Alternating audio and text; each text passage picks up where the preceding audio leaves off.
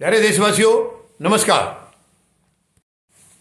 एक सवाल आ रहा है, जगह जगह पूछा जा रहा है, मोदी ने क्या किया है, यानी प्रधानमंत्री महोदय ने क्या किया है। तो अगर इसका बताने लगे तो मेरे ख्याल से कई हफ्ते लग जाएंगे बताने में। 2014 से जब से इन्होंने सत्ता की बागडोर संभाली है, तब से अगर इनके गिनने लगे तो एक भी काम ऐसा नहीं है जो इन्होंने जनता की भलाई के लिए किया होगा, जनता के किसी सुख दुख के उनको हरने के लिए किया होगा, जनता की पीड़ाओं को दूर करने के लिए। ऐसा कोई भी काम इनकी गिनती में नहीं है। अगर इनकी गिनती में है तो समाज को बांटने में है, यानी अमीर में, गरीब में, जाति में, धर्म में। केवल ये जैसे आरएसएस का जो एजेंडा था आज़ादी के टाइम से ही, वही एजेंडा आरएसएस का एजेंडा आज बीजेपी में लग रहा है। वही एजेंडा प्रधानमंत्री महोदय ने मारे हैं और ये बहुत ही दुख की बात है। यानी देश का प्रधानमंत्री, लोकतांत्रिक देश का प्रधानमंत्री तानाशाह बनकर बैठ गए। ये जिसन से आए हैं जो कुछ हमारे यहाँ, मैं ये नहीं कह रहा हूँ कि पिछली जो भी सरकारें थी वो ईमानदार थी, मैं ऐसा कुछ नहीं कह रहा हूँ, भ्रष्टाचार पहले भी होता रहा है, लेकिन इन्होंने आकर के बिल्कुल धज्जियाँ उड़ा दी हैं। इन्होंने देश को बर्बाद कर दिया है। जो चीज़ पहले से थी उनको एक एक को बेचना शुरू किया। पहले दिन से जब ये प्रचार करने लगे थे, सबसे पहली रैली में मैं खुद हाजिर था इनकी। मैं 13 सितंबर 2013 को ये पीएम कैंडिडेट बने थे और उसके बाद 15 सितंबर को रेवाड़ी में भूतपूर्व सैनिकों की रैली थी। मैं और मेरी मिसेज उसमें हाजिर थे। वहाँ बड़ी लंबी लंबी बातें किए थे, बहुत लंबी लंबी बातें की थी। 2 करोड़ नौकरियां देने की बात थी, काले धन को लाने की बात थी और सबके खाते में 15-20 लाख रुपए आने की कही थी कि 15-20 लाख रुपए सबके खाते में आ जाएगा। और ये भी कहा था कि पाकिस्तान वाले हमारे सैनिकों का सर कलम करके ले जा रहे हैं और हमारे प्रधानमंत्री महोदय उनके साथ बिरयानी खा रहे हैं। और इन्होंने क्या किया, ये तो उनका जन्मदिन मनाने चले गए पाकिस्तान के प्रधानमंत्री का, बिना देश को कॉन्फिडेंस में लिए, बिना देश को बताए हुए वहाँ जन्मदिन उनका मनाने गए। वहाँ केक खाया इन्होंने। वो बिरयानी खा रहे थे, ये केक खाने गए हैं, किसी को बताया नहीं। उनका कम से कम पता तो था देश को कि वो उनके पास हैं। आपका तो पता ही नहीं था प्रधानमंत्री महोदय। आप तो रास्ते से आपने प्लेन उधर घुमा दिया और कहीं से आते आते। ये बहुत ही दुख की बात है। मतलब आप इतनी तानाशाही चला रहे, आप जो मर्जी करेंगे, देश को पूछेंगे नहीं। ये पैसा इस देश का है, 140 करोड़ लोगों का पैसा है जो आप एंजॉय कर रहे हो जिससे। बहुत दुख की बात है प्रधानमंत्री महोदय। कहाँ गई वो नौकरियां?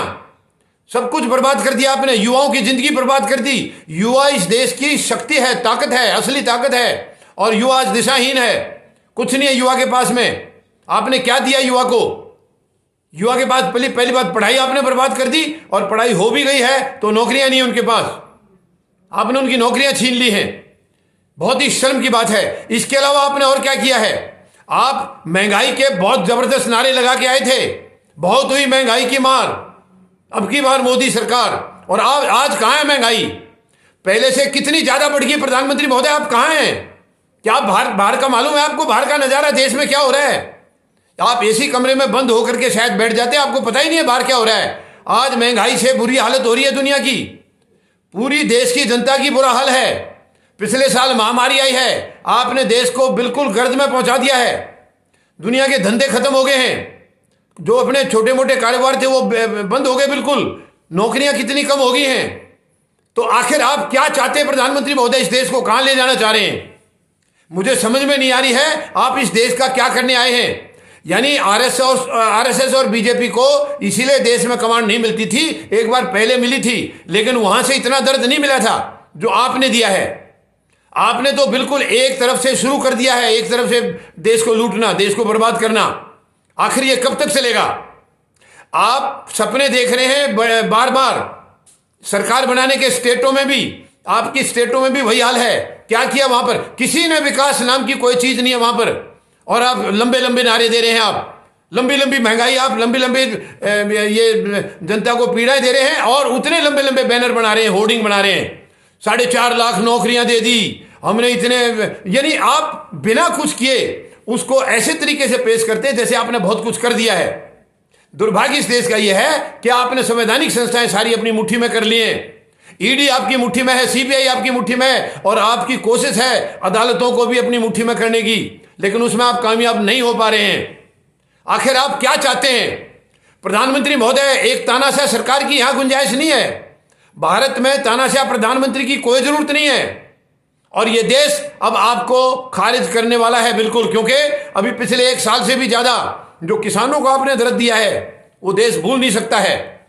यानी किसान जो सबका पेट भरता है और खुद भूखा सोता है, आपने उसको सड़कों पर बिठा दिया, उसको आपने जो दर्द दिए हैं वो भुलाने वाले नहीं है। किसान कभी नहीं भूल सकता, उनको कभी नहीं भूल सकता है। और 140 करोड़ लोग देश की आज किसान के साथ है, किसान के साथ है। तो आप आखिर प्रधानमंत्री महोदय अपने अंदर झांकिए, आपके वो लंबे लंबे वायदे कहां चले गए?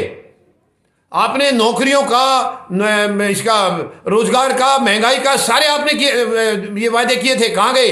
आज महंगाई में जब आपसे कोई सवाल करता है डीजल पेट्रोल की, तो आपका जवाब होता है ये हमारे हाथ में नहीं है। और यही चीज आप अन्न के लिए करने वाले थे।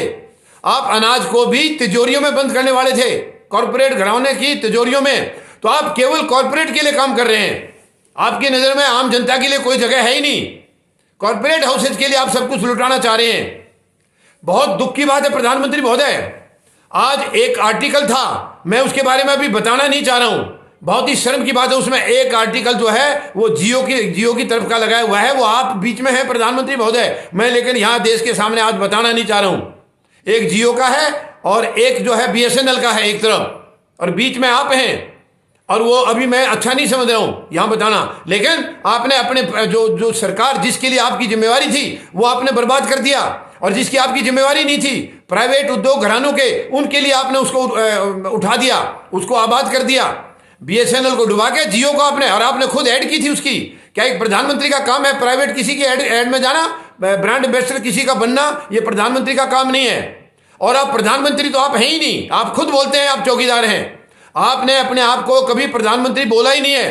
तो प्रधानमंत्री महोदय, हमें चौकीदार की जरूरत नहीं थी, हमें एक प्रधानमंत्री की जरूरत थी। और आप प्रधानमंत्री नहीं है, चौकीदार ही रहना चाहते हैं, तो हमें नहीं है जरूरत आपकी। हम प्रधानमंत्री दूसरा चुन लेंगे, आप जाइए, छोड़िए, पीछा छोड़िए। आप ये दुखी हो गया देश, परेशान हो गया है। आपने जो किसानों को दर्द दिया है, आज 385 दिन है किसानों के, और आज किसान बॉर्डरों से सारी विदाई आज कंप्लीट हो जाएगी। किसान 11 तारीख से शुरू है और आज उनकी फाइनल विदाई है। इस 385 दिन का जो दर्द है वो किसान आपसे बदले लेगा, एक एक बदले लेगा आपसे। और आपको कदम कदम पर यह देश बताने लग रहा है, कदम कदम पर आपको ठोकर लग रही है। पश्चिम बंगाल में आपकी क्या हालत हुई थी, क्या भूल गए आप उनको? उसके बाद 32 जो उपचुनाव हुए थे, बाई इलेक्शन, 3 लोकसभा के, 29 विधानसभाओं के, उसमें भी आपको धूल चढ़ाई जनता ने। फिर भी आप मनमानी कर रहे हैं, फिर आप क्या करना चाह रहे हैं?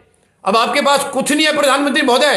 पहले आपने राम मंदिर का नारा दिया है, अब राम मंदिर का आपका खत्म हो गया है, और वो आपने नहीं दिया है, आप जनता को बता रहे राम मंदिर आपने दिया, वो तो अदालत से आया है, अदालत से आया है। अब आपको पता है राम मंदिर के नाम पर वोट नहीं मिलेगी, तो अब आपने काशी विश्वनाथ वहां पहुंच गए हो, उधर मथुरा में चक्कर लग रहे हैं। क्या कारण है? आपने कभी युवाओं की नौकरी के लिए कभी नहीं सोचा, महंगाई को कम करने के लिए नहीं सोचा, लेकिन मंदिरों के लिए आप चारों तरफ घूम रहे हैं। प्रधानमंत्री महोदय, वहां से रोजगार मिलेगा क्या? युवाओं को रोजगार मिल जाएगा? ये क्यों आप हिंदू और हिंदुत्व की नकली राजनीति कर रहे हैं? आप कितने हिंदुत्व को मानते हैं, कितने हिंदू को मानते हैं, ये सारा देश जान गया है, सारा देश जान गया। आपने प्रभु श्री राम का मंदिर बनाया, अच्छी बात है, मंदिर बनाया, उनके चरित्र को आपने माना कभी? क्या प्रभु श्री राम के चरित्र को आप मानते हैं प्रधानमंत्री महोदय? बताइए। उन्होंने तो कभी अपनी जनता को पीड़ा नहीं दी, और आपने केवल पीड़ा दी है, आपने केवल दर्द दिया है जनता को। तो आपका कहां से मैच खा रहा है? तो राम मंदिर के नारे लगाने बंद करिए, आप बंद करिए प्रधानमंत्री महोदय। ये मंदिरों की राजनीति, धर्म की राजनीति बंद करिए।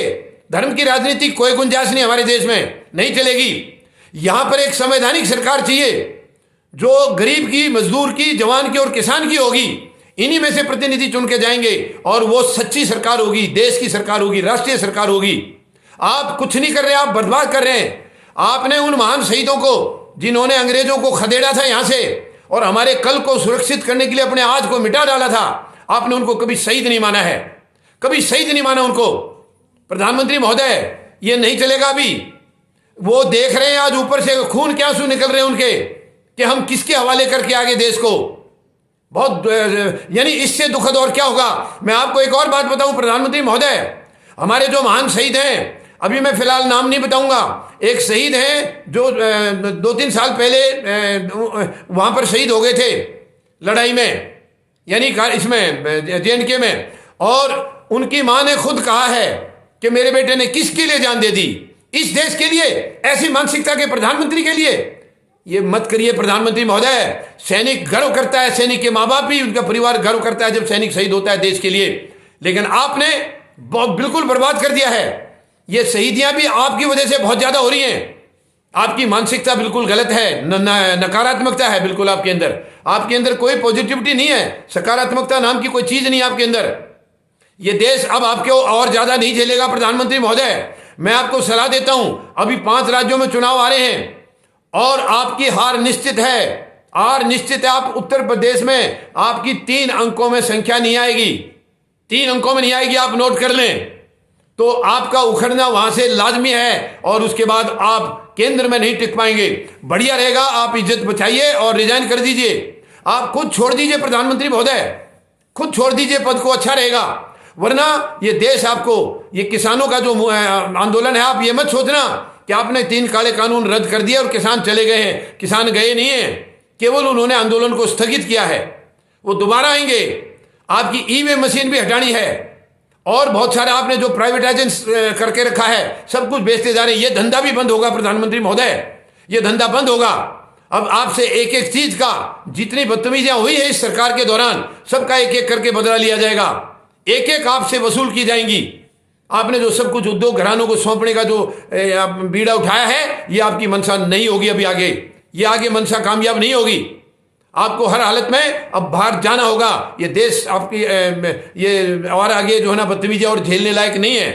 गरीब मजदूर आज मर रहा है महामारी में। वो महामारी आपकी लाई हुई थी, आपकी सबसे बड़ी नाकामयाबी थी। वो महामारी आपकी वजह से आई थी और फिर आपने क्या किया? पहली लहर, दूसरी लहर, कोई सबक नहीं सीखा आपने बर्बाद कर दिया।